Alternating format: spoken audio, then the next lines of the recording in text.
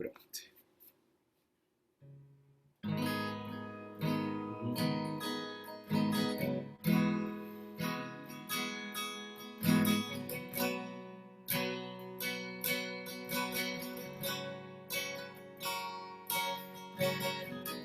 Tu és a minha luz, a minha salvação, te renderei.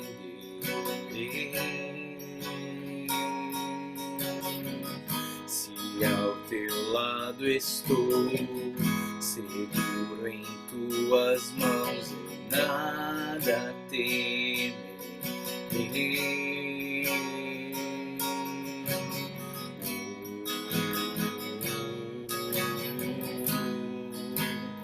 Tu és santo, ó Senhor.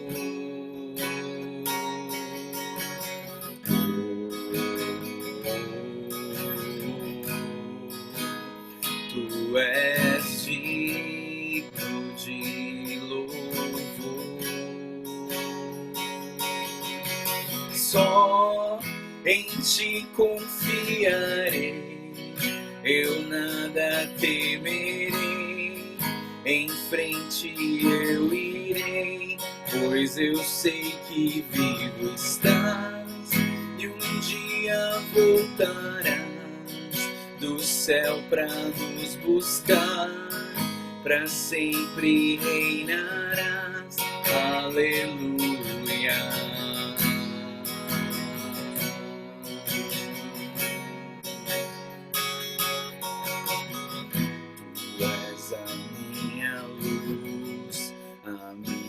Salvação, te me renderei.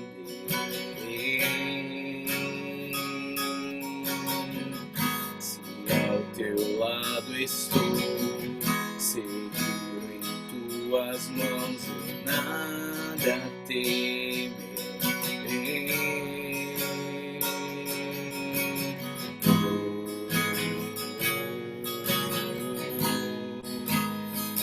Tu és santo, ó Senhor.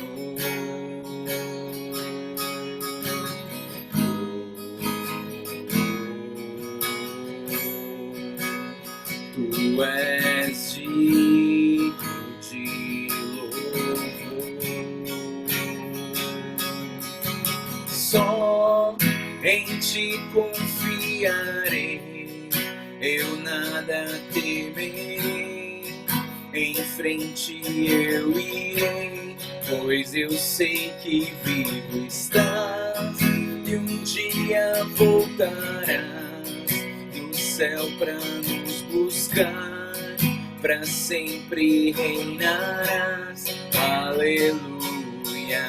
Só em ti confiarei, eu nada temerei, em frente eu irei, pois eu sei que vivo estás, e um dia voltarás do céu pra nos buscar, pra sempre reinarás, aleluia.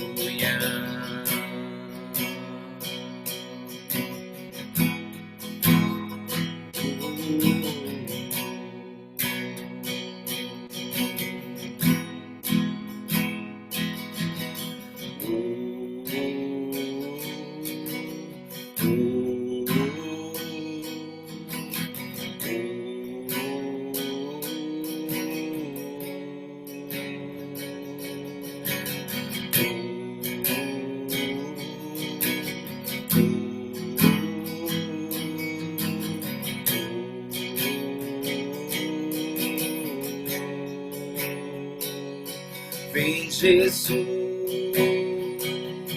vem Jesus, Maranata, ora vem Senhor Jesus. Vem Jesus, vem Jesus, Maranata, ora vem Senhor Jesus. Vem Jesus, vem Jesus, Maranata, ora vem Senhor Jesus, vem Jesus, vem Jesus, Maranata, ora vem Senhor Jesus. Só em ti confiarei, eu nada temerei, em frente eu irei, pois eu sei que vivo estás e um dia voltarás do céu pra nos buscar, pra sempre reinarás. Aleluia. Senhor Deus, nós queremos te agradecer porque o Senhor tem sido a nossa luz, Pai. Porque o Senhor tem sido a nossa salvação. Obrigado, Deus, porque quando nós estamos ao teu lado, nós estamos seguros em tuas mãos. E nós cremos, Deus, que tu és santo. Nós confiamos em ti. Não tememos mal algum, porque nós cremos e confiamos no Senhor, Pai. E nós cremos, Deus, que o Senhor ainda virá a esse mundo. Nós cremos, Deus, que o Senhor virá pela segunda vez. Que o Senhor virá nos resgatar e nos levar para a eternidade com o Senhor, Pai.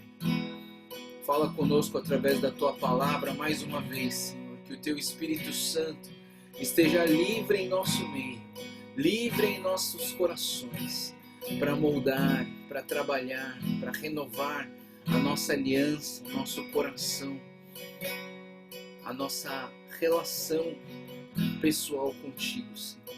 Entregamos tudo isso nas tuas mãos e te louvamos, Pai, em nome do Senhor Jesus. Amém.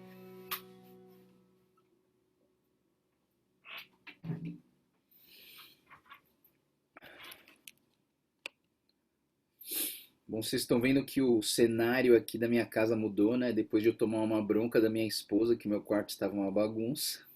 Tive que fazer uma nova reformatação aqui, para não ficar feio para vocês. Ai, ai. Sempre tomando bronca.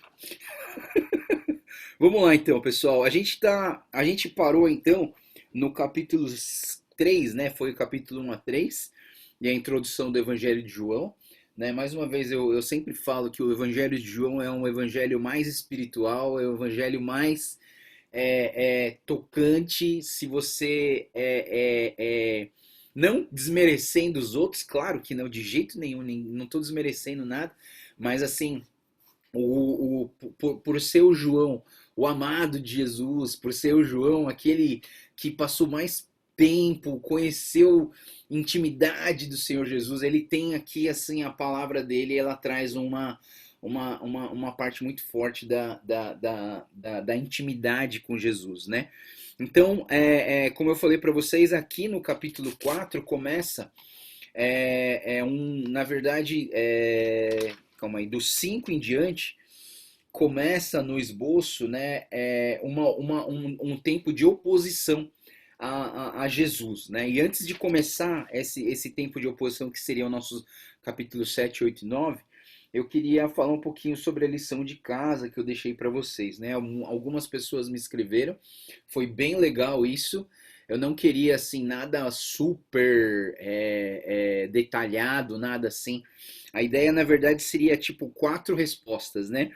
Primeiro, como foi a abordagem de Jesus? Ela foi agressiva ou ela foi dócil, né? Então, olhando para a mulher samaritana, e você pensa assim, né? A mulher samaritana, ela era uma gentil, ela não era do povo de Deus, né? Então, assim, de uma certa maneira, essas pessoas que não tiveram oportunidade de ouvir a Jesus, ele abordou essa pessoa com mais delicadeza, né? Então, ele chegou lá, puxa, você pode me dar água, né? Então, assim, Jesus, ele veio com mais delicadeza. Já o Nicodemos, Jesus, ele agiu meio com agressividade, né? Porque o Nicodemos, na verdade, ele já era judeu. Ele já era alguém que conhecia Deus. Ele deveria conhecer a Deus, na verdade, né? Mas por conta do legalismo, então ele não conhecia Deus de verdade. Então Jesus, ele até fala assim, poxa, você é mestre da lei e não sabe do que eu estou falando, né?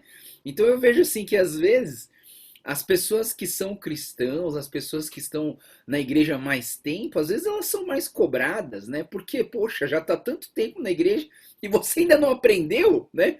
Poxa vida, tá tanto tempo que você ainda não aprendeu, né? Então tem um pouquinho desse lado, né? Esse lado de que Deus, ele é aquela história da figueira. Lembra que a gente viu lá nos outros evangelhos que Jesus chega para aquela figueira, quando ele vai pegar fruto, cadê o fruto? Não tem fruto.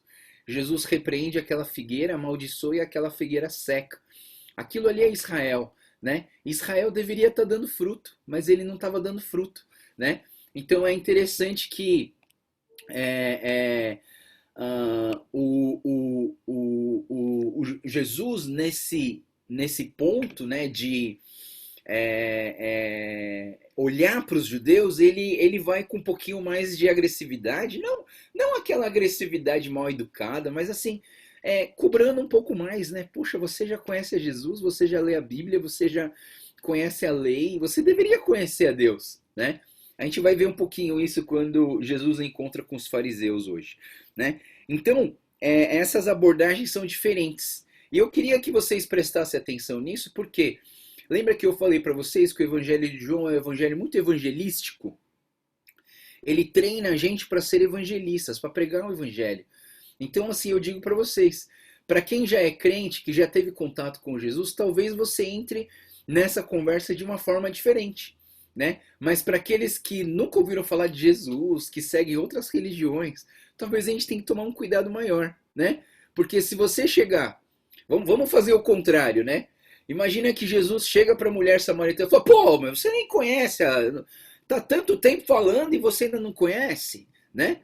É a mesma coisa que a gente chegar para uma pessoa que nunca ouviu falar de Jesus e chegar a falar para ela assim, olha, você sabia que o inferno é quente? Você entende? A mesma forma você agiu com agressividade, né? Então, por exemplo, vem uma pessoa espírita, vem uma pessoa budista, vem uma pessoa, sei lá, católica, ortodoxa, sei lá, ela vem conversar com você e ao invés de você criar um vínculo, você cria uma barreira. Por quê? Porque você tocou em pontos onde separam você dessa pessoa, né? Agora, se é um crente desviado, é uma pessoa que já ia na igreja, está afastada de Deus, de repente com essa pessoa a abordagem é diferente, né? Poxa, você já ia na igreja, você conheceu a Deus quando você era criança, como que você pode ter desviado desse caminho, né? Puxa, você experimentou o amor de Deus, como que você pode não querer esse amor que você já experimentou um dia na sua vida? Você vê que as abordagens são diferentes, né? Então Jesus, ele tinha uma abordagem para quem não era crente, para quem já teve contato com a palavra de Deus. O tema, qual que era o tema das abordagens de Nicodemos e da mulher samaritana? O tema de Nicodemos era o nascer de novo. E o tema da mulher samaritana era a água, né? Então, assim, veja bem, Jesus usou um tema mais filosófico e teológico para falar com Nicodemos. Mas Jesus usou um tema simples e corriqueiro e rotineiro para falar com a mulher samaritana. Então, isso mostra o quê?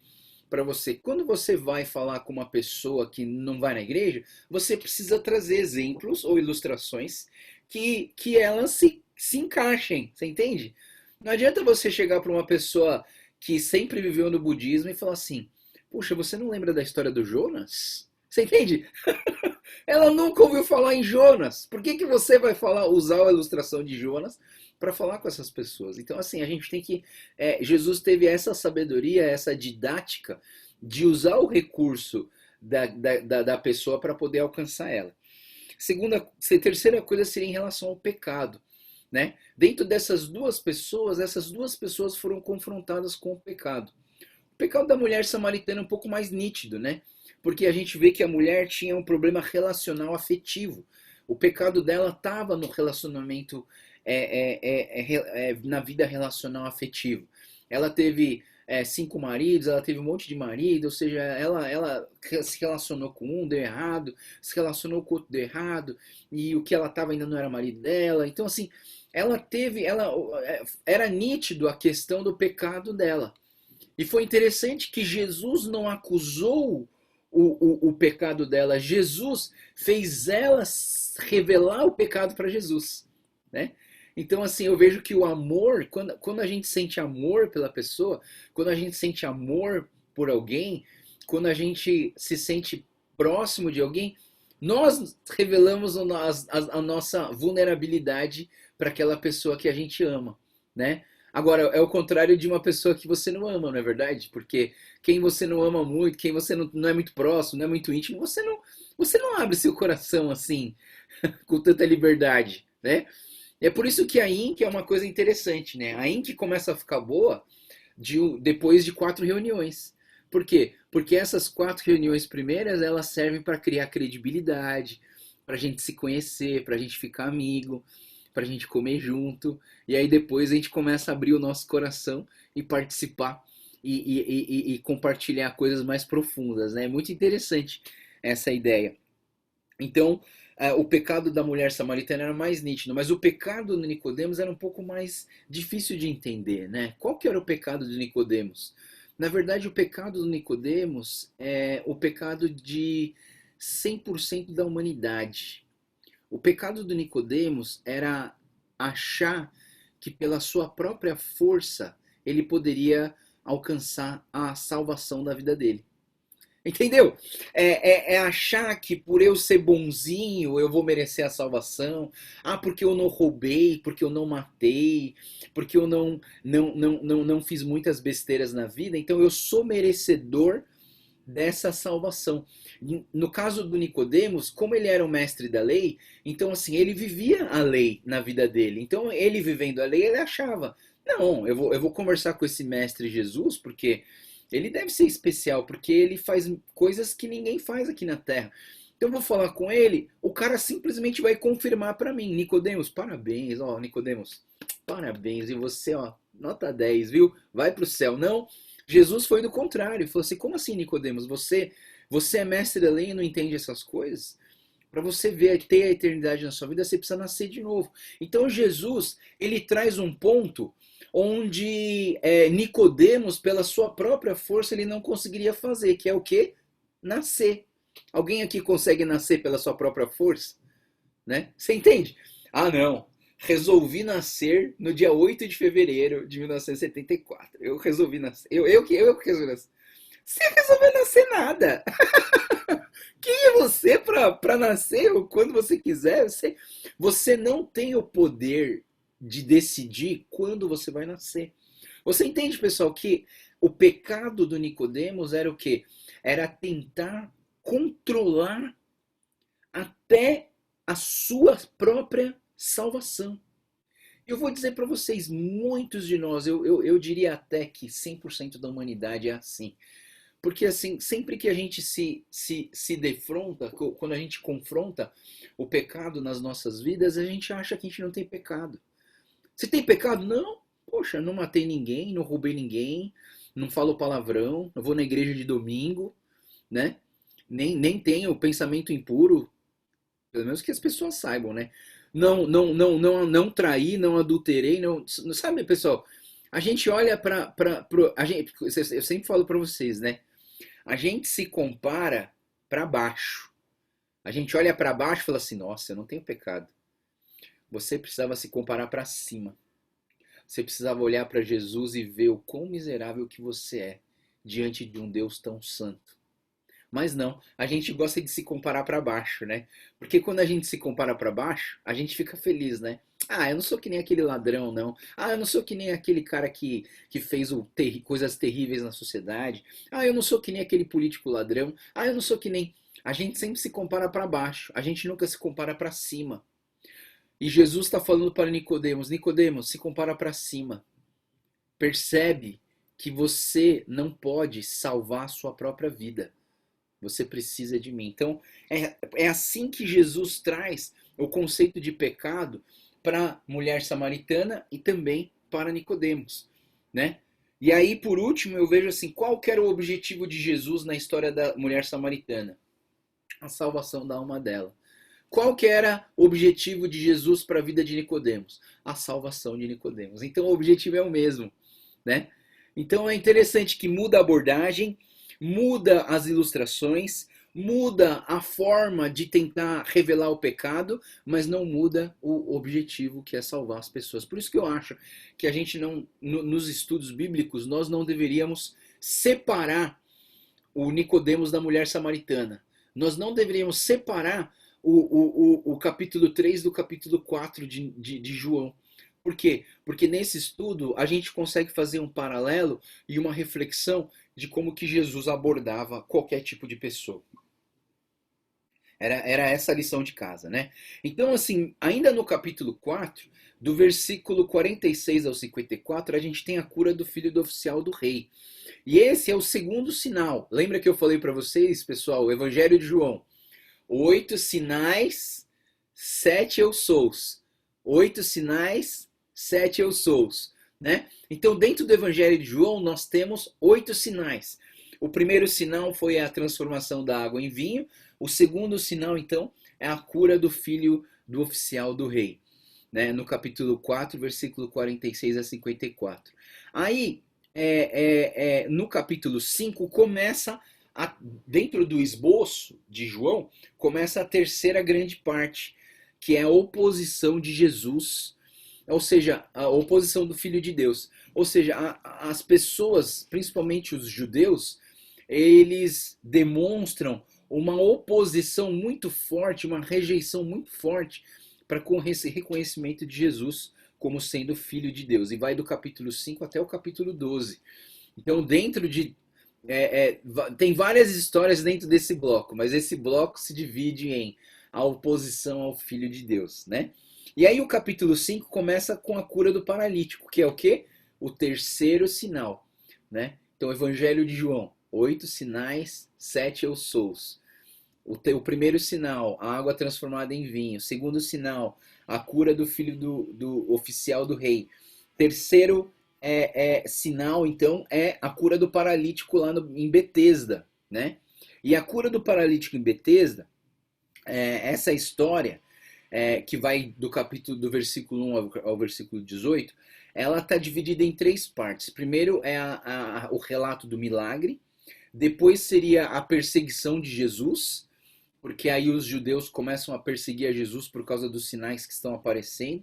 E o terceiro é o plano para matar Jesus. Então, os judeus eles começam então a criar uma animosidade, uma raiva, um ódio grande para com Jesus. E aí Jesus, então, eles começam a traçar planos para matar Jesus, né? Então, assim, ainda no capítulo 5, quando você vai do 19 até o 47, até o final, Jesus, então, ele tenta explicar a sua missão para as pessoas, né?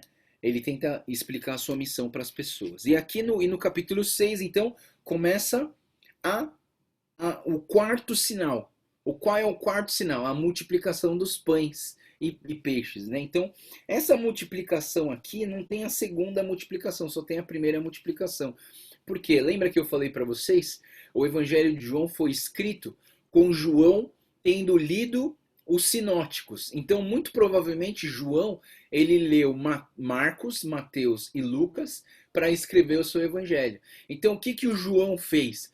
Ele, ao invés de repetir aquilo que foi falado nos 3 evangelhos, o João, ele usa o livro dele para acrescentar detalhes que não foram colocados nos sinóticos, no Mateus, Marcos e Lucas, né? Então é interessante a gente olhar para João sempre depois de ter lido Marcos, Mateus e Lucas, né? Aí a gente entra em João, e aqui no João a gente tem algumas coisinhas a mais, uma perspectiva um pouco diferente de Jesus e dos seus feitos.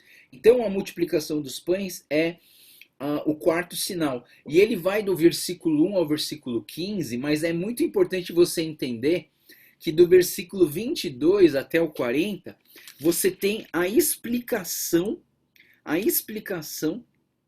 da, da, do pão, né? Da multiplicação do pão. Porque aqui, nesse texto, Jesus ele fala que ele é o pão da vida. E aí começa o primeiro eu sou. Então vamos lá, Evangelho de João tem 8 sinais e 7 eu sous, né? E o primeiro eu sou de Jesus é esse: eu sou o pão da vida. E quando Jesus fala que ele é o pão da vida, ele está explicando a multiplicação dos pães. Por quê? Porque aquele pão foi multiplicado por Deus, ele foi repartido por Deus. Lembra que eu falei para vocês que o ministério de Jesus é resumido nessa ideia de que Jesus tomou o pão, Jesus deu graça pelo pão, Jesus partiu o pão e Jesus distribuiu o pão para os seus discípulos. É o resumo do ministério de Jesus. Por quê? Porque Jesus é o pão. Jesus foi escolhido. Jesus foi abençoado, né? Quando ele é batizado e uma voz do céu chega e diz: esse é o meu filho amado em quem me comprazo. Jesus foi partido lá na cruz, ele morreu por nós e Jesus foi distribuído através da vinda do Espírito Santo e todas as pessoas do planeta têm a oportunidade de receber Jesus em seus corações. Então ele foi distribuído. Então Jesus ele está falando aqui do versículo 22 até o versículo 40 que ele é o pão da vida. É muito interessante a gente pensar nessa questão. E aí depois, ainda no capítulo 6, do 16 até o 21, Jesus anda sobre o mar. E aqui a gente tem o quinto sinal. O quinto sinal, né? Então não mistura, tá, pessoal? São 8 sinais e 7 eu sous, tá? Não sei se estou complicando a vida de vocês, mas eu tento deixar as coisas mais simples, mas às vezes elas começam a se embolar, né? Então não confunda, tá? Guarda sempre essa ideia, né? Evangelho de João, 8 e 7. 8 sinais e 7 eu sou, tá? Então o quinto sinal é quando Jesus anda sobre as águas. E esse sinal revela que esse Jesus é Deus e esse Deus, ele é soberano sobre as forças da natureza. Esse Deus, ele é soberano sobre a força da natureza. Amém. Aí a gente começa o capítulo 7. Então, o capítulo 7 e 8 estão dentro de um bloco que o teólogo MacArthur, ele gosta de chamar de Jesus é intensamente odiado, né? Então são os capítulos onde Jesus é assim mais atacado, principalmente pelos judeus, né, pelos fariseus, pelos mestres da lei. Por quê? Porque os mestres da lei, eles são muito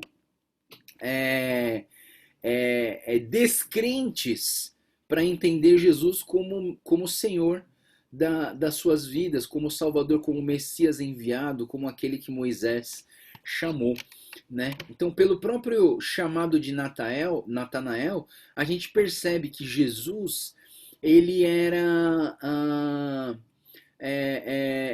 existia uma descrença, né? E eu digo para vocês, por que será que existia uma descrença na vida dos judeus em relação ao fato de Jesus ser o Messias?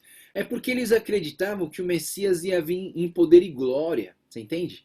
Eles ainda acham, na verdade, que Jesus vai vir como um grande rei pomposo, cheio de graça, né?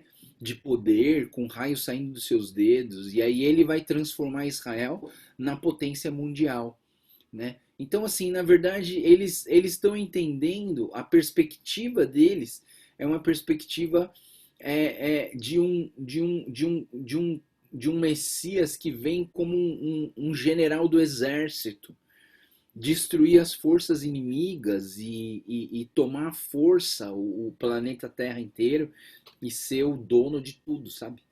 Então, assim, quando eles veem esse Jesus nascendo numa manjedoura, quando vê esse Jesus nascendo, fugido da sua terra, quando a gente vê esse Jesus sem uma aparência muito bonita, sem muita fama, sem muita... Entende? Quando eles veem isso, então assim, eles ficam pensando, acho que esse aí não é Jesus não, né?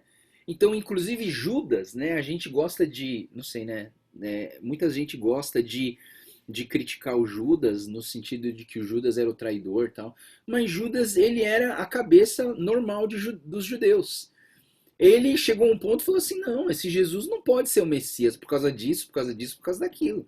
Vou entregar ele, porque ele é um anticristo, entendeu? Então Judas, ele agiu de uma forma de uma forma a favor ou apoiando a ideia dos judeus daquela época. Mas aí, pessoal, olha só, a vida de Judas revela quem é Jesus, né? Porque depois que Jesus foi entregue na cruz, o Judas faz? O Judas reconhece que ele era o Messias. E é por isso que aquele remorso veio de uma forma tão forte que ele se matou, né? Eu acho que se ele ainda continuasse concordando com os judeus e os mestres da lei, ele não teria se matado. Ele teria falado assim, não, eu fiz uma boa causa, eu ajudei, né? Pegar um fanfarrão, pegar um falso profeta, um falso anticristo, você entende? Né? Então, assim, ele deveria ficar orgulhoso dos seus atos, mas não, ele morreu não enforcado. Por quê? Porque ele entendeu que aquele Jesus é o Messias enviado por Deus. E é por isso que ele se matou, por causa do remorso. Só que ele tinha a oportunidade de se arrepender dos seus pecados e voltar para Deus, mas ele não se arrependeu. E é por isso que a gente sempre que fala do remorso de Judas, a gente tem que falar do arrependimento de Pedro.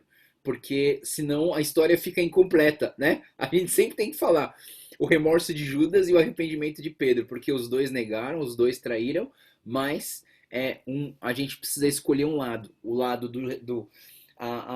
as consequências do Judas ou as consequências do Pedro, né? Então vamos lá, capítulo 7 e 8 é um texto onde Jesus é muito odiado intensamente.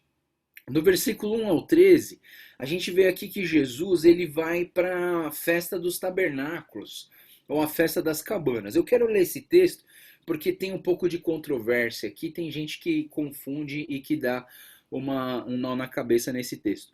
Depois disso, Jesus percorreu a Galiléia, mantendo-se deliberadamente longe da Judéia, porque ali os judeus procuravam tirar-lhe a vida. Mas ao se aproximar a festa judaica das cabanas, os irmãos de Jesus lhe disseram: você deve sair daqui e ir para a Judéia, para que os seus discípulos possam ver as obras que você faz. Ninguém que deseja ser conhecido publicamente age em secreto. Visto que você está fazendo essas coisas, mostre-se ao mundo, pois nem os seus irmãos criam nele. Então Jesus disse: para mim ainda não chegou o tempo certo. Para vocês, qualquer tempo é certo. O mundo não pode odiá-los, mas a mim odeia, porque eu dou testemunho de que o que ele faz é mal. Vão vocês à festa, e eu ainda não subirei a esta festa, porque para mim ainda não chegou o tempo apropriado. Tendo dito isso, permaneceu na Galiléia. Contudo, depois que os irmãos subiram para a festa, ele também subiu. E não abertamente, mas em segredo. E na festa, os judeus estavam esperando e perguntaram: onde está aquele homem? Entre a multidão havia muitos boatos a respeito dele. Alguns diziam: ele é um bom homem. Outros respondiam: não, ele está enganando o povo. Mas ninguém falava dele em público por meio dos judeus. Então, assim, eu já vi história de que gente fala que Jesus é mentiroso porque ele falou que não ia à festa e depois ele foi, né? Mas aqui está muito claro que Jesus falou assim: ainda não é hora de eu ir para a festa. E ele foi depois, né? Ele foi depois que a festa tinha começado. Então, e um ponto aqui é muito importante, né? Esses irmãos de Jesus, eles falaram para Jesus assim, de uma certa maneira, eles falaram assim, se ele tivesse nos dias de hoje, eles falaram assim para Jesus: Jesus, por que você não fala com a TV Record para fazer uma reportagem sobre a sua vida? Para você ficar famoso. Cai na mídia aí, na televisão que você vai ficar famoso. Vira o presidente da República que você vai ficar famoso. Você entende que os discípulos, os irmãos de Jesus, eles queriam falar assim: meu, já que você realmente é o Messias, então, mano, vai lá na televisão e mostra publicamente quem você é. Não fica fazendo as coisas em segredo. Mas é interessante, você precisa pensar aqui, principalmente a teologia, ela tenta explicar pra gente o quê? Que Jesus, se ele se mostrasse agora, primeiro, as pessoas não iam reconhecer ele como Senhor das suas vidas. Eles iam reconhecer Jesus como um milagreiro. Segundo, se Jesus ele se apresentasse agora, os judeus iam matar ele antes da hora. E aí ele não ia conseguir cumprir o propósito dele aqui na terra. Então, assim, existiam razões do porquê que Jesus não se manifestava ainda. É por isso que Jesus, muitas vezes, quando as pessoas são curadas, Jesus falava assim, olha, mostra para o sacerdote, fica quietinho, não fala para ninguém, não fala quem eu sou, né? Por quê? Porque ainda não é chegada a hora. Por que que Jesus, quando chegou para Maria e ele transformou água em vinho, Jesus falou, mulher, o que tenho eu contigo? A minha hora ainda não chegou. Por que que Jesus falou isso? Porque ainda não era hora dele ser revelado como o Cristo, o Redentor, o Salvador do mundo. E se as pessoas só reconhecessem ele como milagreiro, ele ia ser mais um João de Deus por aí que faz milagre em qualquer um, entendeu? Um charlatão que faz qualquer coisa por aí. Mas não, Jesus queria ser lembrado não como um milagreiro, não como um curandeiro, não como aquele que traz bênçãos físicas, mas Jesus queria ser lembrado como aquele que salvou o mundo, aquele que sacia a sede da nossa alma. Você entende? É por isso que Jesus precisava cumprir com todas as profecias do Velho Testamento para que as pessoas reconhecessem que ele sim era o Messias, o Salvador do mundo, o Senhor, Deus aqui na terra. E tudo isso mostra que o Evangelho de João traz para nós a ideia da identidade de Jesus, a ideia de que Jesus é o Filho de Deus aqui na terra, né? Então, é importante a gente entender isso, né? Então, Jesus teve muita descrição e depois ele foi. Do versículo 14, então, até o versículo 24, a gente tem uma controvérsia de Jesus com os judeus, porque ali Jesus conversou com as pessoas.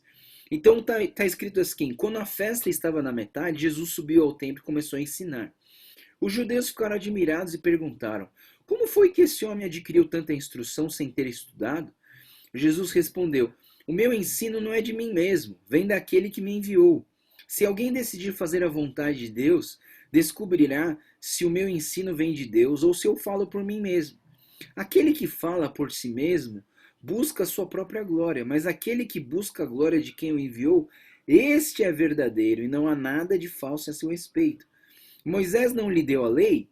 No entanto, nenhum de vocês lhe obedece, por que vocês procuram matar-me? Você está endemoniado, respondeu a multidão. Quem está procurando matá-lo?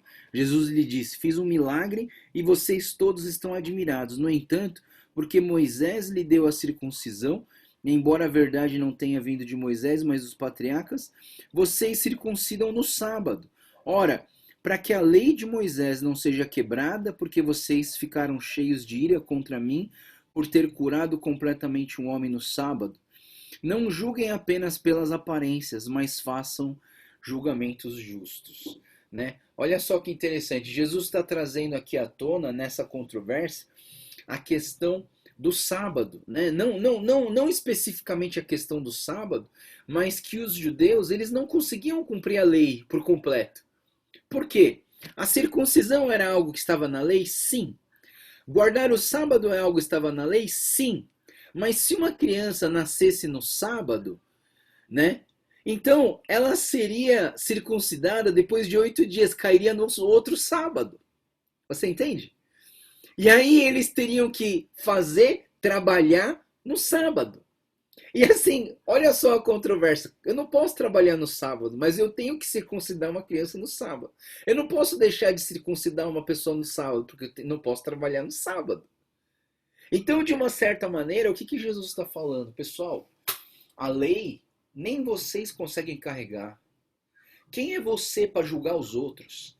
Quem é você para julgar os outros? Quem é você para ficar apontando o dedo para as pessoas? Ah, que essa é assim, que essa é assado. Ah, que essa aqui pode, que essa aqui não pode, que essa aqui não sei o quê. Sabe? Você entende, pessoal, que muitas vezes nós não percebemos que nós não conseguimos carregar a lei nas nossas costas. Não tem como carregar as leis nas nossas costas. O Nicodemos teve que chegar a essa conclusão. Não tem como eu seguir todas as leis. É por isso que Jesus traz essa comparação entre a lei e a graça. A lei e a graça, quando a gente entrar no capítulo 8, você vai entender o que eu estou falando sobre a lei e a graça. Mas é interessante que Jesus, ele estava mostrando para os judeus que os judeus, os mestres da lei, eles julgavam as pessoas, mas eles eram hipócritas. Porque eles cumpriam a lei da circuncisão, mas eles descumpriam a lei do sábado. Então como que você pode julgar alguém que trabalha no sábado, se você está trabalhando no sábado? Você percebe, pessoal? Por que você vai falar para uma pessoa parar de mentir se você ainda mente? Por que você acha que você pode falar para uma pessoa viver de uma maneira correta se nem você vive de uma maneira 100% correta? É o que Jesus está falando, Jesus está trazendo essa ideia.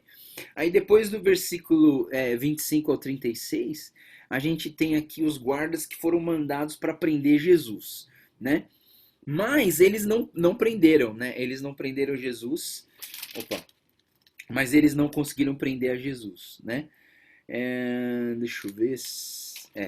Aí vem o versículo 37 até o versículo 44. Esse texto é fantástico, pessoal. Do versículo 37, então, até o 44, esse eu acho relevante a gente dar uma olhada. No último e mais importante dia da festa, Jesus levantou-se e disse em alta voz: se alguém tem sede, venha a mim e beba. Quem crer em mim, como diz as Escrituras, do seu interior fluirão rios de água viva.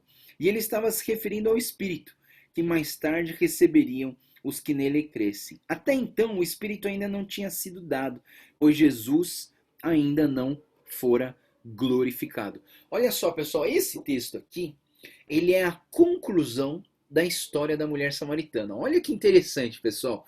Aqui no capítulo 7, versículo 37 a 44, a gente tem a conclusão da história da mulher samaritana. Então veja bem, vamos voltar para a mulher samaritana, né? Lá no capítulo 4, né? Versículo 10, ele diz assim: Jesus respondeu: se você conhecesse o dom de Deus e quem lhe está pedindo água, você teria pedido e ele teria dado água viva. Então Jesus, aqui nesse texto da mulher samaritana, nessa história, ele está falando que existe uma água viva, poderosa para matar a sede das pessoas. E o versículo 13 e 14 do capítulo 4 diz assim: Jesus respondeu: quem beber dessa água terá sede outra vez, mas quem beber da água que eu lhe der nunca mais terá sede. Ao contrário, a água que eu lhe der se tornará nele uma fonte de água a jorrar pela vida eterna.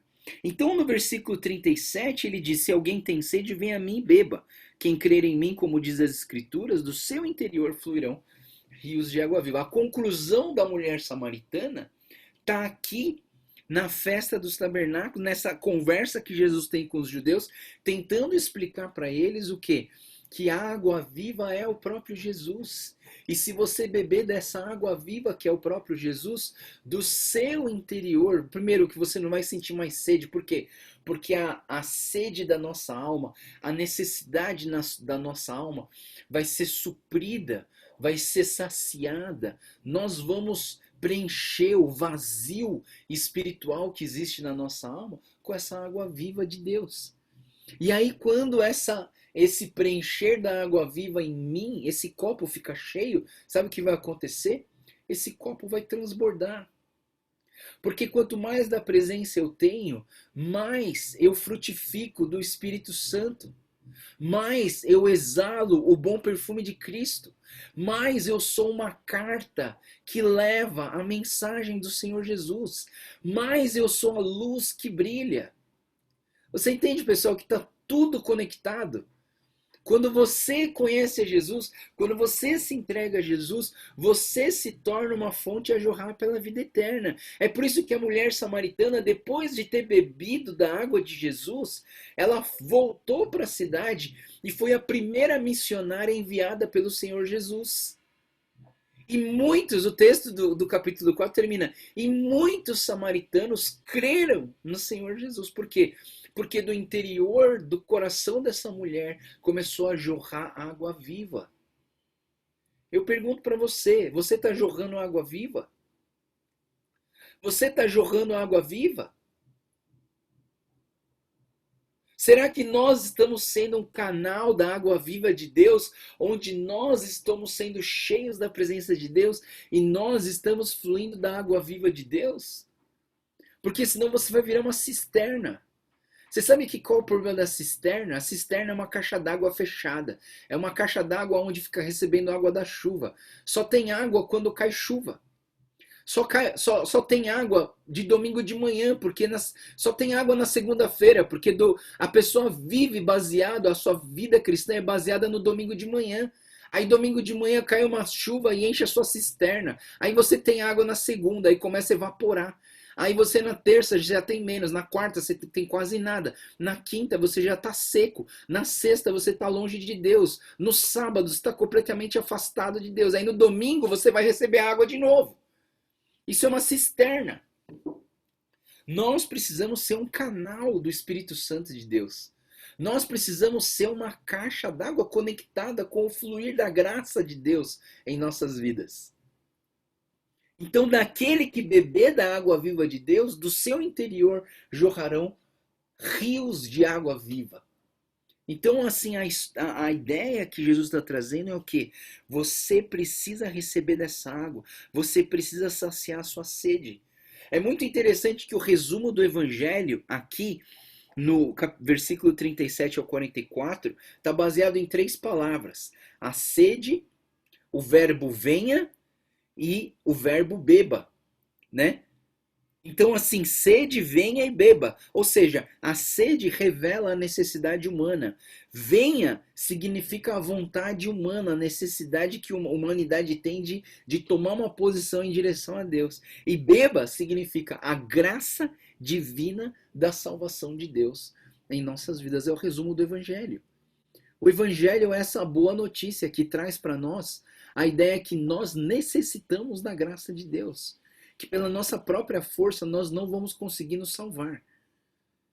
O Evangelho traz essa ideia do venha, vinde a mim todos os que estão cansados e sobrecarregados e eu vos aliviarei. Venha, por quê? Porque é uma atitude sua. Jesus não pode te obrigar a entregar sua vida para Jesus. Jesus não pode obrigar você a ir para a igreja. Jesus não pode obrigar você a abrir o seu coração. Você que tem que vir. É a sua escolha, é a sua decisão. Você que tem que tomar essa posição. E depois ele fala, beba. E essa oferta que Deus dá para nós da água viva é algo que é a graça divina de Deus. Ninguém pode produzir isso aqui na terra. O pastor Joel não pode produzir salvação. Né? A igreja não pode produzir salvação. A denominação não pode produzir salvação. A salvação só pode vir da graça de Deus.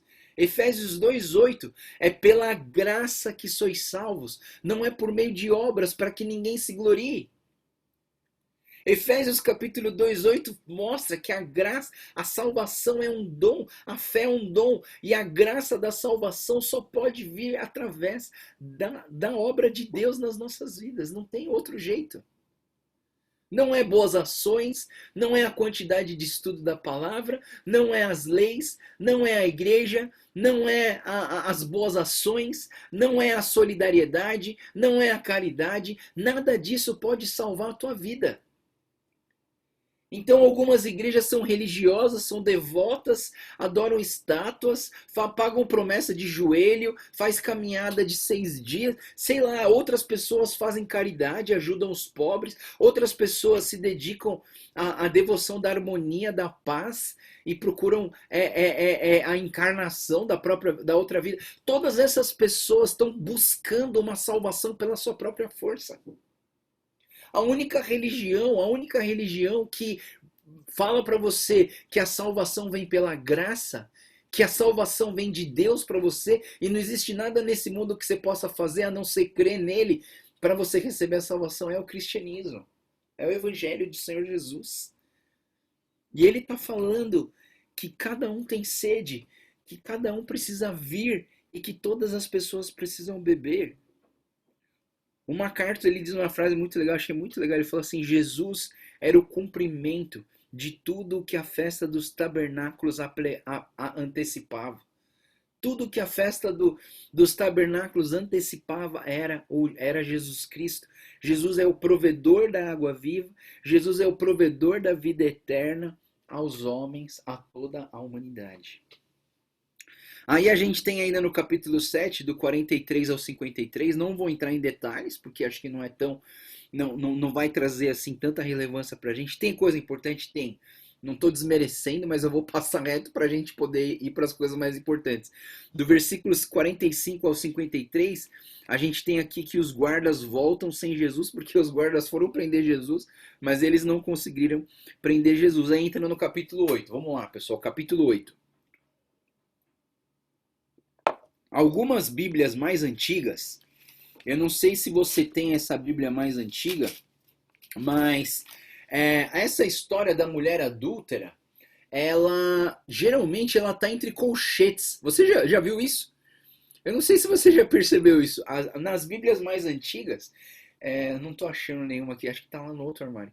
Né? Eu mudei o armário de lugar. Se você pegar uma Bíblia antiga, essa história do João capítulo 8, ela começa entre colchetes, né? E o texto inteiro está entre colchetes. Por que está entre colchetes?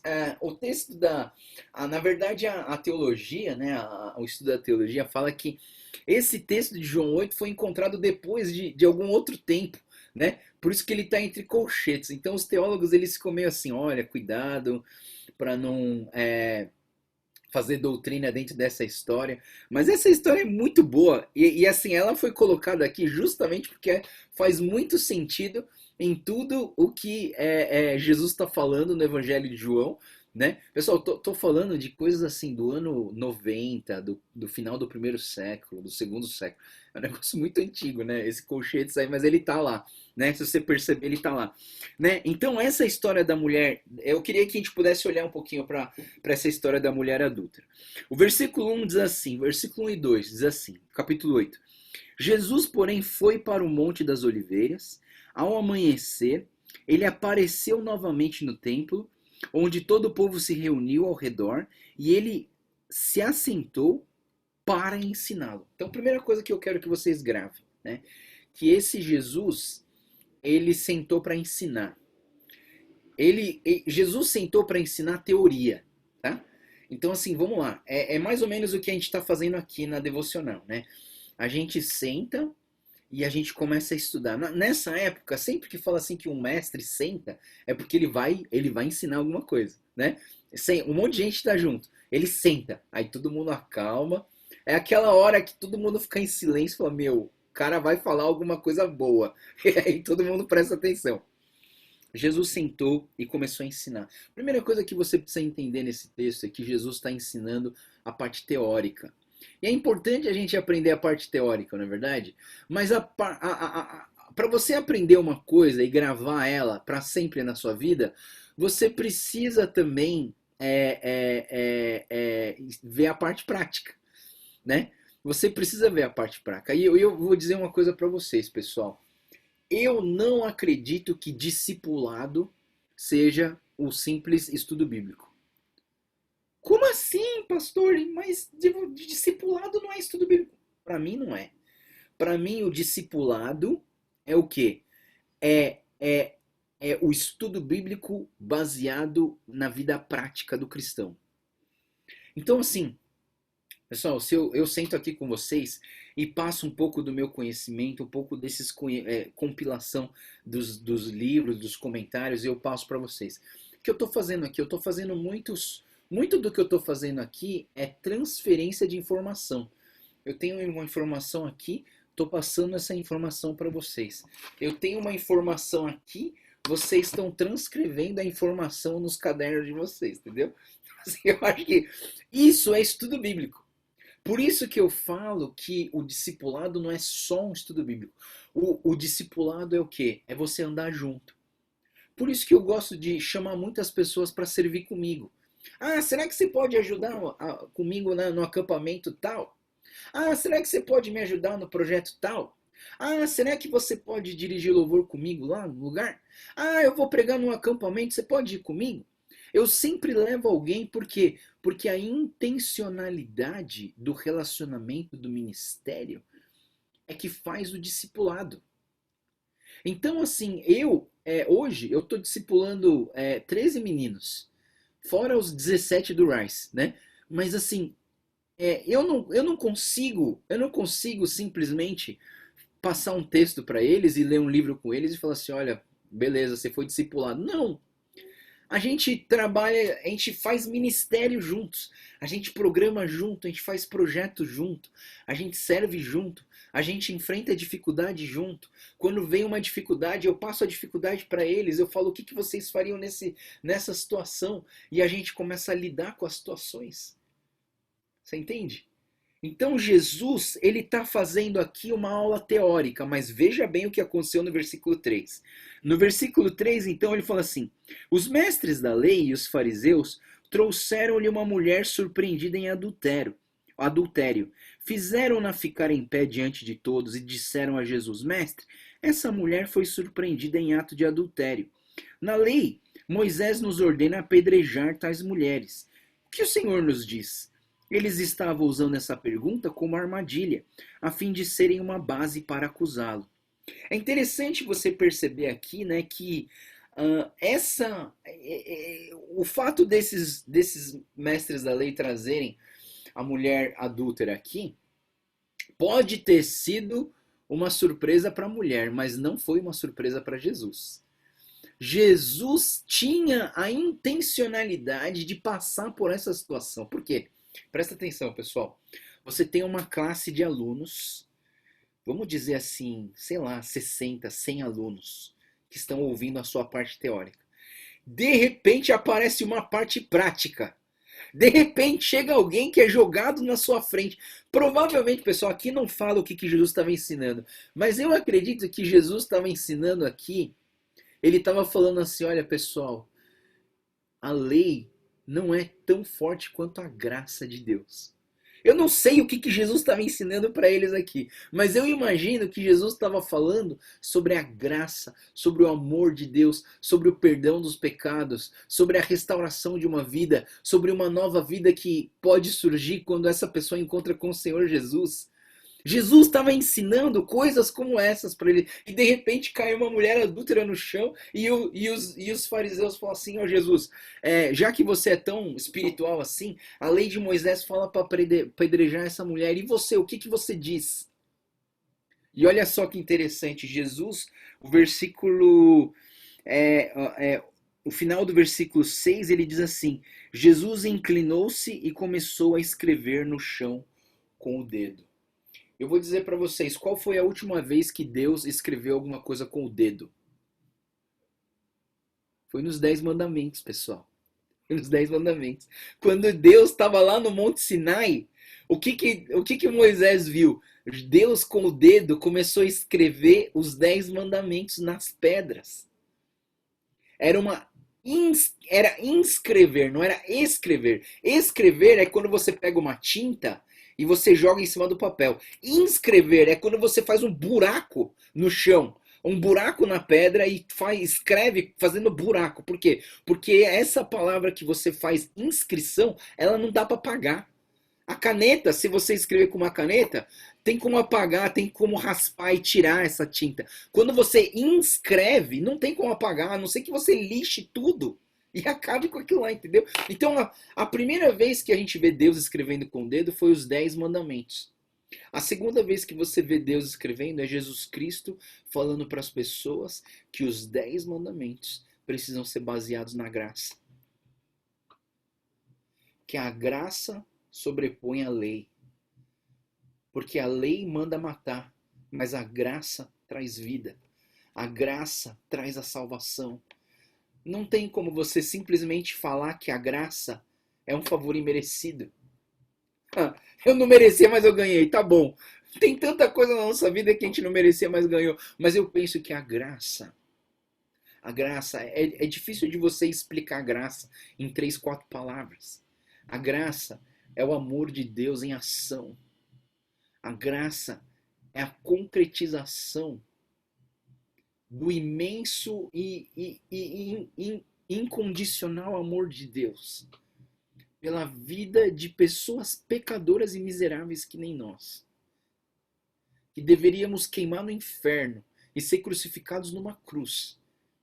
Mas a graça é esse dom de Deus, esse poder de Deus, de livrar a gente das consequências da lei e de trazer vida abundante para aqueles que creem no Senhor Jesus. Pessoal, isso é maravilhoso, isso é difícil até de explicar em palavras, pessoal. A graça de Deus, ela é incomparável. A graça de Deus é algo que não dá para você explicar assim. Eu vou tentar explicar para vocês assim de várias maneiras, mas você só vai entender a graça a hora que você sentir um pecador miserável na sua vida e você sentir o abraço de Deus. E Deus fala assim: eu te amo. Jesus escreveu no chão, ninguém sabe o que Jesus estava escrevendo no chão. Tem gente que fala que Jesus estava escrevendo o pecado das pessoas, eu não acho. Eu acho que Jesus estava escrevendo ali: um novo mandamento vos dou, que amei ao Senhor seu Deus com todo o seu coração e o seu próximo como a ti mesmo. Eu acredito que Jesus estava falando assim: olha, a graça Jesus estava escrevendo: a graça sobrepõe sobre a lei. Eu vim para que tenham vida e vida em abundância. Você entende? E aí o que acontece é que o versículo 7 diz assim: visto que continuavam a interrogá-lo, ele se levantou e disse: se algum de vocês estiver sem pecado, seja o primeiro a tirar pedra nela. Inclinou-se novamente e continuou escrevendo no chão. Você entende, pessoal? Jesus ele chega para os fariseus e fala assim: olha, se você não tem nenhum pecado, então você tem todo o direito. A única pessoa que teria o direito de jogar pedra nessa mulher não jogou. A única pessoa que poderia jogar uma pedra nessa mulher não jogou. Isso é graça. Isso é a graça de Deus, porque Deus poderia fulminar as nossas vidas. Deus poderia acabar com essa humanidade que negou a Jesus. Deus poderia acabar com esse povo judeu que tem constantemente denegrido a imagem de Deus. Mas não, isso é graça.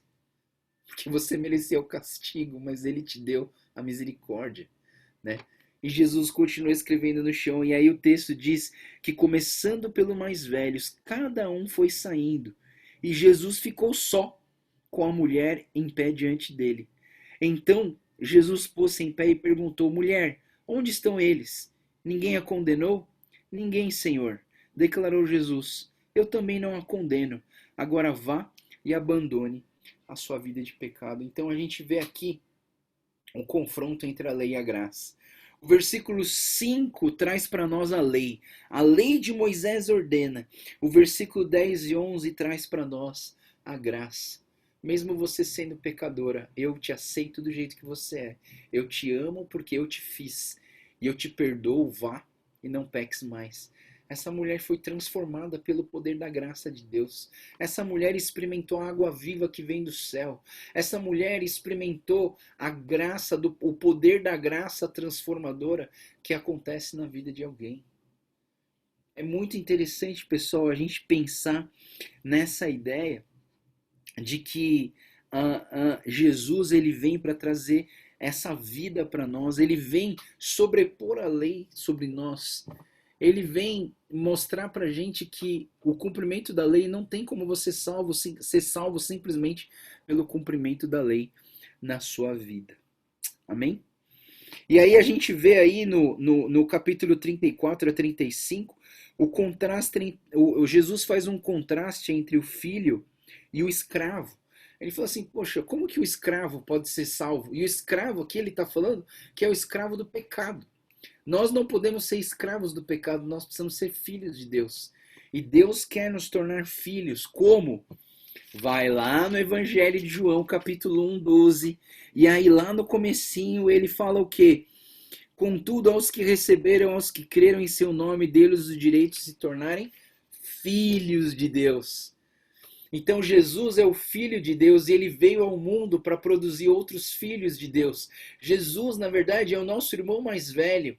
Nós somos filhos adotivos, nós somos adotados pelo poder, a graça e do sacrifício de Jesus. É por isso que nós podemos ser chamados filhos de Deus. Por quê? Porque Jesus fez a parte dele, porque Jesus cumpriu com a parte dele, e é por isso que nós podemos ser chamados de filhos de Deus. Deus salva aquele que é filho. O versículo 42, ele diz assim, o versículo 42, ele diz assim, e a Escritura não diz que o Cristo virá na descendência de Davi, da cidade de Belém, onde viveu Davi? Assim o povo ficou dividido por causa de Jesus. Alguns queriam prendê-lo, mas ninguém pôs a mão nele. Né? Não. Viajei. É o 42 do capítulo 8. Disse-lhe Jesus, se Deus fosse o pai de vocês, vocês me amariam, pois eu vim de Deus e agora estou aqui. Eu não vim por mim mesmo, mas ele me enviou, porque a minha linguagem não é clara para vocês, porque são incapazes de ouvir o que eu digo. Então o que acontece, pessoal? Se você é filho do mesmo pai, você reconhece o irmão, né? Jesus está falando assim, olha, se vocês realmente conhecessem a Deus e vocês olhassem para mim, vocês iam perceber que eu sou filho de Deus. Eu estou aqui representando o próprio Deus. Mas porque vocês nem conhecem a Deus, então vocês não estão reconhecendo quem sou eu. Você entende? Então, assim, se você nem conhece a Deus, como que você vai reconhecer quem sou eu? Porque as minhas atitudes revelam as atitudes do Pai. Né? Então, é interessante a gente ver que Jesus está fazendo um contraste entre o escravo e o filho. Né? E aí ele ainda fala no versículo 44, olha só. Ele fala assim, vocês pertencem ao pai de vocês, o diabo, e querem realizar o desejo dele. Ele foi homicida desde o princípio e não se apegou à verdade, pois não há verdade nele. Quando mente, fala da sua própria língua, pois é mentiroso e pai da mentira. Veja bem, pessoal, mais uma vez, quando Jesus trata com os judeus, ele é agressivo nas suas palavras. Quantas vezes Jesus chama os fariseus de hipócritas, raça de víboras, né? Jesus, ele é um pouco mais agressivo. E eu penso, sabe, pessoal, que às vezes a nossa agressividade pode despertar as pessoas, né? Eu não estou falando que a gente tem que ser agressivo com todo mundo, né? Claro que não, mas assim, eu vejo que Jesus, de uma certa maneira, ele foi duro com as pessoas. E às vezes, quando você está cuidando de uma pessoa, você tem que ser duro. E eu digo para vocês, qual mãe aqui que não foi dura com seus filhos? Por amor. Você entende? É por amor que a gente faz isso. Não é por rancor, não é por... Claro, se você fez por rancor, por ódio, por desabafo, por cansaço, aí você errou, né? Aí tem que pedir perdão mesmo, porque a gente foi errado. Mas assim, quando a gente faz isso por amor, né? A gente faz... Jesus, você acha que Jesus está dando bronca nos fariseus aqui com raiva? Não. Jesus está baseando a palavra dele aqui em Hebreus 12. Ele está falando assim, olha, a disciplina é boa. A disciplina é boa. É por isso que eu estou falando isso para vocês. Né? De uma certa maneira, eu vou falar uma coisa meio esquisita, mas eu bato porque eu te amo. Eu bato porque eu te amo. Porque se eu não te amasse, o contrário de amor, o contrário, pessoal, a gente acha, né? Que o contrário de amor é ódio, né? Não. Sabe qual é o contrário de amor? É a indiferença. É quando você chega para a pessoa e fala assim, não quero mais saber de você, some da minha vida, para mim você morreu. Quando você fala isso para alguém, isso é o contrário de amor, né? É o contrário de amor. Quando você deixa de amar, não é que você odeia essa pessoa, não, às vezes ela até mora dentro da sua casa, às vezes ela até tá do seu lado. Ela tá aí, ela tá andando com você, ela sai com você, mas a indiferença é pior do que o ódio, eu acho, na minha cabeça, né? Então pastor, então eu vou odiar em vez de fazer indiferença. Não, também não. Porque odiar também é picado, né? Então assim, não adianta você compensar algo ruim com algo menos pior, né? Não, a gente tem que amar, aprender a amar. Amar o próximo não significa que você precisa ficar abraçando e beijando todo dia, não. Amar o próximo significa que você precisa respeitar e se ela precisar de você, você precisa estar disposto para servir e para amar essa pessoa, você entende? Você não precisa ficar abraçando e beijando essa pessoa todo dia, não precisa, não precisa. Amar o próximo não é isso, amar o próximo é você fazer aquilo que Jesus fez com todas as pessoas pecaminosas e miseráveis desse mundo. Aceitar ela do jeito que elas são e tocar a vida. Vamos lá, pessoal, capítulo 9. Então, ele vai, o versículo 1 até o versículo 12, é a cura do cego de nascença. E a cura do cego de nascença é o sexto sinal. Vamos lá, pessoal, Evangelho de João, 8 sinais, 7 eu sous. O sexto sinal, então, no Evangelho de João, é esse, é a cura do cego de nascença. E é interessante você perceber que tem 4 aspectos importantes aqui nessa história do cego de nascença. Né? Primeiro, o problema que levou a Jesus a curar. Qual era o problema? O problema era a cegueira. Segundo, o propósito do porquê que nasceu cego. É importante a gente pensar nesse propósito, que é o versículo 2 ao 5. Outro aspecto importante é por que Jesus curou. Qual a razão de Jesus curou? Existe uma razão em cima de tudo isso. Em quarto, a perplexidade do povo que viu a cura, do versículo 8 ao versículo 13. Né? O povo ficou perplexo. Então é importante a gente entender o que, né, pessoal? Que Jesus, quando ele cura o cego de nascença, ele... primeiro que quando ele vê o cego de nascença, aliás, né, os discípulos, eles chegam para Jesus e perguntam assim, este homem ou seus pais pecaram para que ele nascesse cego? Né? Quem pecou para que ele nascesse cego? E a primeira coisa que eu queria falar para vocês é que sempre nós procuramos um culpado, mas nunca nós olhamos para nós mesmos. É muito interessante isso, né? Sempre a gente quer achar um culpado, mas nunca a gente olha para nós mesmos, né? Quem fez isso? Ah, então eu acho que aquela pessoa que apareceu aí, ou minha irmã, ou não sei o quê. A gente sempre põe culpa em alguém. É no presidente, no pastor, é na igreja, é no irmão, é na irmã, é no marido. A gente sempre acha um culpado, né? A gente sempre acha o culpado, quer procurar um culpado. Tem um problema, a gente quer achar um culpado. Por exemplo, veio o coronavírus. Aí você pensa, quem é o culpado? Ah, o culpado é a China, porque começou de lá, e aí a China segurou, a China não quis mostrar que tinha uma doença, e não sei o quê, então o culpado é a China, então não vou tomar vacina da China. Pessoal, o que a gente está falando, né, pessoal? A gente sempre está querendo achar um culpado.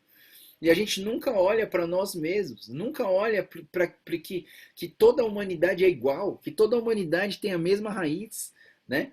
Então, assim, eu penso que a gente precisa pensar nisso. Uma outra questão que a gente pensa nessa história é a questão do sofrimento, né? Porque se esse camarada não tem a raiz do pecado nos seus pais ou nele mesmo, de onde vem esse sofrimento? E é uma pergunta que todo mundo faz. Por que eu sofro? Por que acontece isso comigo? Né? Eu achei um testemunho lindo, estava vendo, né, que está tendo formatura do curso da Mulher que Prospera, né? Fantástico, pessoal, o pessoal que fez, maravilhoso. E eu estava ouvindo os testemunhos das pessoas que se formaram. E uma delas, que é da nossa igreja, falou assim, não, na hora que eu fiquei sabendo que eu estava doente, eu não culpei a Deus, né? Eu não fiquei falando por que, Deus, por quê, por quê. Meu, aconteceu. Aconteceu porque a questão do sofrimento e do mal, ela tem essa perspectiva de que o mal, ele não foi criado por Deus. O mal existe porque o bem existe. E como que você saberia que uma coisa é boa se você não sabe que uma coisa é má? Você só pode falar que uma comida é boa se você já comeu uma comida ruim. Você só pode falar que a picanha é boa porque você já comeu fígado, entendeu? Tipo, brincadeira, pessoal. Nada contra o fígado. Você só pode falar que a berinjela é boa porque você já comeu quiabo, entendeu? Então, brincadeira, eu só tô falando as comidas que eu não gosto. Mas assim... Sabe, pessoal, se você não experimentou a infelicidade, como que você pode chamar uma coisa de felicidade? Você entende o que eu estou falando, pessoal? Então, na verdade, o mal e o bem, eles estão meio conectados. Eu acho que o único momento onde vai ser aniquilado essa questão do mal vai ser na nossa eternidade com o Senhor Jesus. Como que você pode pensar num lugar que não vai ver tristeza? Como que você pode pensar num lugar que não vai ver lágrima de tristeza, né? Então, assim, eu entendo que lá sim, de uma coisa milagrosa, vai acontecer que não vai ter mais mal naquele lugar. Mas porque a gente experimentou o ruim aqui na Terra, a gente vai desfrutar a eternidade do bem do nosso Senhor Jesus. Mas eu penso, sabe, pessoal, que o sofrimento é algo que acontece. E aqui nesse texto é interessante que primeiro, né? Deixa eu responder a primeira pergunta, que Jesus ele fala assim, por que Jesus levou, qual foi o problema que levou Jesus a curar? A cegueira que Jesus está falando aqui não é somente uma cegueira física, mas uma cegueira espiritual das pessoas que não conseguem enxergar a Deus. Então abra comigo lá em 2 Coríntios capítulo 4, versículo 3 a 6. 2 Coríntios capítulo 4, ele vai dizer o que? Olha só. 2 Coríntios 4, de 3 a 6. Mas se o nosso evangelho está encoberto, para os que estão perecendo é que está encoberto. O Deus dessa era cegou o entendimento dos descrentes, para que não vejam a luz do evangelho da glória de Cristo, que é a imagem de Deus. Mas não pregamos a nós mesmos, mas a Jesus Cristo, Senhor, e a nós, escravos de vocês, por causa de Jesus. Pois Deus disse, das trevas resplandeça a luz. Ele mesmo brilhou em nossos corações para a iluminação do conhecimento da glória de Deus em face de Cristo. Né? Então, assim, a ideia aqui é que a cura desse cego era para Jesus, queria mostrar que toda a humanidade está cegada pelo Deus dessa era, que é o diabo, que é o pai da mentira. O pai da mentira do capítulo 8, a gente está entendendo que é ele que cega as nossas vidas dos descrentes para que não vejam a glória de Deus. Então o propósito do porquê que esse cego nasceu, na verdade, a gente entende o quê? Que o propósito dele é para que a glória de Deus se manifestasse na vida dele. Nem ele, nem seus pais pecaram, mas isso aconteceu para que a obra de Deus se manifestasse na vida dele. Então Jesus queria mostrar a obra de Deus na vida desse homem. Como? Como? Refazendo o olho desse camarada. Porque, pessoal, um cego de nascença, ele não só tem o seu olho atrofiado, como geralmente ele não tem olho. Porque assim, se o olho, que é um globo ocular, né? Ele não tem funcionamento, não tem vaso sanguíneo, não tem vida, tipo, ele vai definhando ao ponto dele sumir. Você entende? Então, olha só o que acontece aqui, né? Jesus, aqui no versículo 6, o texto diz assim, tendo dito isso, cuspiu no chão, misturou a terra com saliva e aplicou aos olhos do homem. Presta atenção no que ele está fazendo aqui. Jesus, ele pegou o barro e ele remodelou o barro. Jesus, quando ele joga saliva na terra, ele sopra na terra. Qual que é a outra vez que você vê um Deus fazendo isso na criação? Lá em Gênesis capítulo 2, versículo 7. Quando você vai para Gênesis capítulo 2, versículo 7, ele diz assim, então o Senhor formou o homem do pó da terra e soprou em suas narinas o fôlego da vida, e o homem tornou a ser um ser vivente. Então o que Jesus está fazendo aqui? Jesus está criando um olho novo. Jesus cuspiu no chão, ele de uma certa maneira ele assoprou no barro, ele remodelou o barro e passou esse barro no olho daquele homem. Jesus recriou um olho na vida desse homem. E ele falou, Jesus falou para o cego, vai lá no tanque de Siloé e lave. Porque o tanque de Siloé significa o quê? O enviado. Para todo mundo reconhecer que Jesus tinha sido enviado por Deus. E aí, quando esse cego lava o seu rosto daquele barro, o que acontece? Tem um olho. não tinha olho. Agora ele tem olho. E o camarada era cego de nascença. E agora ele tem olho e ele enxerga. Você entende, pessoal, a profundidade de tudo isso? A profundidade de tudo isso. Deus, ele quer que a gente aprenda. Principalmente a lição daqui é a lição da luz do mundo. Por quê? O que significa um cego? Um dia eu perguntei pro meu pai, que é oftalmologista, né? Pai, o que é um cego? Ele falou, cego é uma pessoa que não tem capacidade de ver a luz. Por quê? Se uma pessoa não enxerga, mas ele detecta a luz, ele já não é cego 100%. Ele tem 1% de visão, 5% de visão, 4% de visão. Você entende? Porque algum sensor nervoso do olho dele consegue detectar a luz. O que é um cego? O cego é uma pessoa que não consegue detectar a luz. Então Jesus está falando aqui para nós de uma cegueira espiritual que na verdade são as trevas espirituais de alguém. É quando as pessoas não conseguem reconhecer que Deus é Deus. Elas são cegas, né? Puxa, você vê as pessoas aí no mundo, você fala assim, como que você consegue viver sem Deus? É porque elas estão cegas. Elas não conseguem enxergar que elas necessitam desse Deus na vida delas, né? Então é interessante a gente pensar que tudo isso leva a gente a olhar para que Deus, ele quer abrir os nossos olhos. Ele quer que a gente enxergue.